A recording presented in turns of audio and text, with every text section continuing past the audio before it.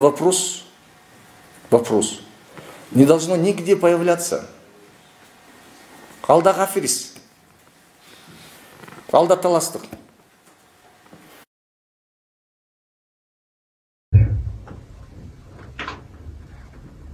Назначьте главврачом 4-й больницы кого-нибудь. Я сегодня же приказ издал. Кемне назначить десеңер? Таластык эместерди. Потому что население сейчас идет очень большое обсуждение. Бул жолуңа чейин таластык алып отурсуңар. Отдел кадр чыгырчы мага. Отдел кадр канча таластыктар? Мына бул жерде отурган 4 тең таластык. 4 тең таластык. Сен актысың.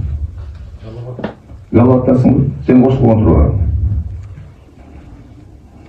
Я хочу сохранить ваш центр. Я должен принять.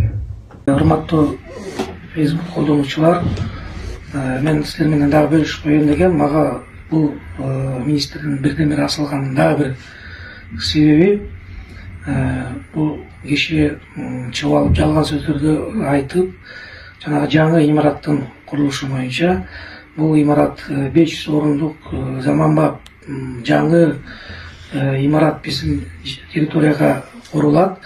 Аны Катар мамлекети грант түрдө 20 миллионду грант түрдө бекер, бул кредит эмес, бекер берип атат. Мунун бардыгын биз 2-3 жылдан бери ошо кагаздарыбыз менен жазып отуруп, биздин президентибиздин колдоосу менен ал киши 20 миллион сом бөлүп берип, жанагы проектный сметный стоимостько өзү каржылап жардам берип, проектиси бүтүп, мына ошол февраль айында капсуласы президенттин катышуусу менен салынмак. Мына ошону токтотуп, ошону болдуртпайын деп, ошого жолтоо болуп, же болбосо ошого мен дагы өзүм ошого киришим керек деп, баягы биздин центрди жоём дегендин бирден бир себеби дагы ушул болуп эсептелет. Муну дагы сиздер билип коюшуңуздар керек. Ал грант, ал Катар мамлекетинде өкмөтүндө чечилген нерсе. Катар элчиси мага да ачык айткан, муну биз ошол жактан именной Сабырбек Жумабек бар, кыргыз элине, кыргыз жерине ошону мамлекетке бекер салып беребиз деп атайын келген грантты бул бузуп, бул башка жакка келген, жанагы фонд аркылуу келгенде менен алмаштырып, башка жакка келген деп элдин башын айлантып, жалган нерсени айтып атат. Бул нерсеге сиздер ишенбеңиздер,